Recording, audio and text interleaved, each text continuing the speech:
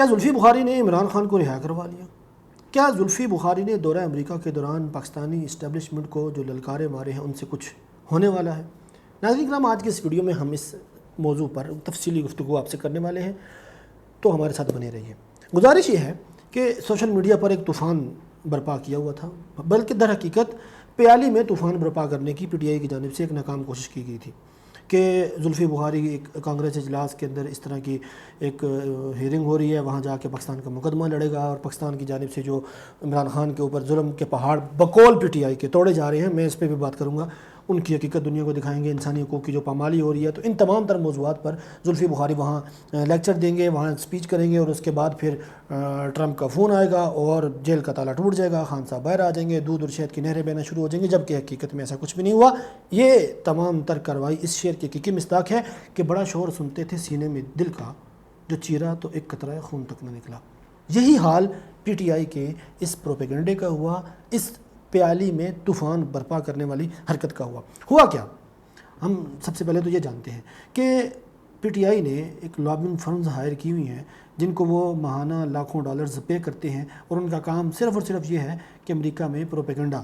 اس کی اسٹریٹجیز بنا کے دینا، پروپیگنڈا کے لیے پلیٹ فارم مہیا کرنا، پروپیگنڈا کے لیے روابط کرنا، پروپیگنڈا کے لیے تعلقات اور سورسز یوز کر کے ان کے پروپیگنڈا کو بڑے سٹیج تک لے کر جانا۔ اسی سلسلے میں یہ ٹرمپ سے بھی ملنے کی کوشش کر رہے ہیں، اور ٹرمپ کو ہی انہوں نے در حقیقت اپنا والد محترم قرار دیا ہوا تھا ٹرمپ کے الیکشن کمپین کے دوران، اور کہا یہ جا رہا تھا کہ ٹرمپ جو ہے وہ صدر بنتے ہی سب سے پہلے فون کر کے خان صاحب کو چھڑوائیں گے، جو کہ ایک ان کے لیے دیوانے کی بڑ ثابت ہوئی۔ تو یہ جو اجلاس ہے یہ کوئی پہلا اجلاس نہیں ہے، اس سے پہلے ڈونلڈ لو، زلمے خلیل زاد اور رچرڈ گرینل، بہت سارے ایسے نام ہیں جنہوں نے اس طرح کی حرکتیں کی ہیں۔ ان کے لابنگ فرم سے انہوں نے لاکھوں ڈالرز بٹورے ہیں، اور بعد میں ایک یا دو ٹویٹس کر کے انہوں نے ہتھیلی پہ سرسوں جمانے کی ناکام کوشش کی، اور اپنے تئیں وہ جو چند لاکھ ڈالرز انہوں نے لیے تھے وہ حلال کر کے ان کو منہ پہ مار دیے۔ اور عمران خان، میں نے پہلے بھی کہا ہے کہ وہ اس طرح کسی کی بھی صورت رہا نہیں ہو سکتے۔ ایک ہی صورت ہے، اور وہ ہے کہ جب تک ان کو عدالتیں ریلیف نہیں دیتی، جب تک وہ عدالتوں سے ریلیف حاصل نہیں کرتے، تب تک ان کا رہا ہونا یہ بیرونی دباؤ کے ذریعے یہ ناممکن ہے۔ ایک عدالتی مفرور شخص، عدالتی نظام سے بھاگا ہوا شخص کس منہ سے دنیا کے سب سے بڑے اس پلیٹ فارم یعنی کانگریس، امریکن کانگریس کے اراکین کے سامنے بیٹھ کر پاکستان میں انسانی حقوق کی پامالی پر لیکچر جھاڑتا ہے؟ میں حیران ہوں کہ پی ٹی آئی کے لوگ جو اپنے آپ کو باشعور سمجھتے ہیں، جو اپنے آپ کو یہ سمجھتے ہیں کہ ہم سب سے زیادہ پڑھا لکھا طبقہ ہے، وہ اس کے اوپر سوال کیوں نہیں اٹھاتے۔ زلفی بخاری نے اس دوران پاکستان میں انسانی حقوق کی خلاف ورزیوں پر بات کی، اور کن کے سامنے بات کی یہ ذہن میں رکھیے گا، امریکن کانگریس اراکین کے سامنے۔ یہ وہی لوگ ہیں جن کے بارے میں خان صاحب ایک بیانیہ بنایا کرتے تھے کہ میری حکومت گرانے میں جنرل باجوہ کے ساتھ ساتھ امریکہ بھی اتنا ہی ملوث تھا،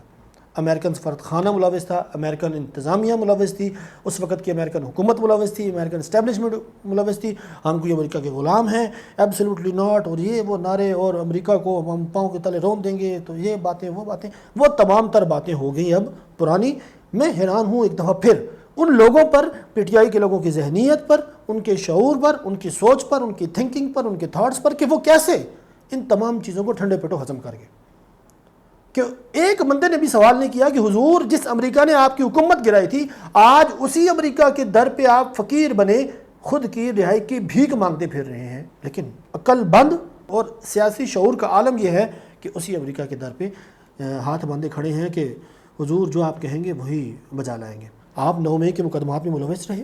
آپ نے پاکستان میں توڑ پھوڑ کی، فتنہ فساد کیا، بلکہ پاکستان آرمی کے جوانوں میں بغاوت پیدا کرنے کی کوشش کی، آپ نے کور کمانڈر ہاؤس جلایا، آپ نے ایک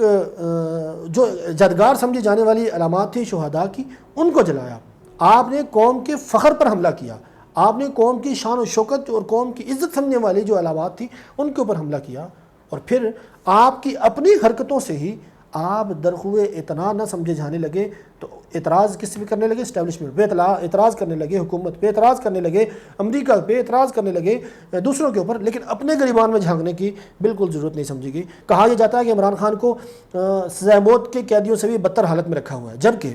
اندازہ کیجئے 413 دفعہ عمران خان صاحب ٹویٹس کر چکے ہیں، ان کے اپنے اکاؤنٹ سے ٹویٹس ہو چکی ہیں، اگرچہ وہ خود نہیں کرتے لیکن ان تک ملاقات کرنے والے جو ملاقاتی جاتے ہیں وہ ان کو اپنا پیغام لکھواتے ہیں اور پھر وہاں سے باہر آ کر ان کا ٹویٹر اکاؤنٹ وہ ایکٹیو ہو جاتا ہے، باہر جس کے پاس سے بھی ہے وہ آپریٹ ہو رہا ہے۔ اور اسی دوران عمران خان صاحب نے جیل میں بیٹھ کے جو پرتشدد تحریک تھی پی ٹی آئی کی، جو پرتشدد احتجاجی مظاہرے تھے، ان کی قیادت کی ہے، ان کے لیے عمران خان صاحب نے حکم جاری کیا ہے، ترتیب بنائی ہے۔ اور پھر مزے کی بات یہ دیکھیں کہ عمران خان صاحب اس وقت پارٹی کے کوئی عہدیدار نہیں ہیں، نہ وہ پارٹی کے بانی ہیں، نہ وہ پارٹی کے چیئرمین ہیں، قانونی طور پہ تو چیئرمین وہ بیرسٹر گوہر ہیں، لیکن عمران خان صاحب نے اپنے لیے ایک خود ایسا عہدہ گڑھ لیا ہے جس کو پیٹرن ان چیف کہتے ہیں، اور جس کی خود پی ٹی آئی کے آئین میں بھی کوئی گنجائش نہیں ہے، اور اس کے باوجود سارے فیصلے خود کرتے ہیں، بجٹ ان کی منظوری سے پاس ہوتا ہے، احتجاج کی ڈیٹ یہ دیتے ہیں، اور تمام طرح کے باقی معاملات میں بھی یہ حق کے رائے اپنے پاس رکھتے ہیں، اپنے آپ کو ون مین آرمی کہتے ہیں۔ پھر یہ کیسے ممکن ہے کہ وہ شخص دنیا سے کٹا ہوا ہے، اس کے پاس اخبار نہیں ہے، اس کے پاس ٹی وی نہیں ہے، اس کے پاس ایل ای ڈی نہیں ہے، اس کے پاس اور طرح کی سہولیات نہیں ہیں؟ یہ تمام تر باتیں جھوٹ کا پلندہ ہیں۔ یہ بات سمجھنے کی کوشش کیجئے کہ اس جھوٹ کو اتنی دفعہ دہرایا جاتا ہے پی ٹی آئی کی جانب سے کہ وہ سچ لگنے لگتا ہے۔ عمران خان صاحب کو 7 کمروں پر مشتمل ایک کمپلیکس دیا گیا ہے جہاں چلنے پھرنے کی آزادی ہے، ان کو واکنگ مشین میسر ہے، اور اس کے علاوہ ان کو 32 لاکھ روپے کا وہ ماہانہ کھانا کھاتے ہیں، ڈاکٹرز ان کا کھانا چیک کرتے ہیں، دن میں 2 دفعہ ان کا میڈیکل چیک اپ ہوتا ہے۔ ان تمام تر باتوں کے باوجود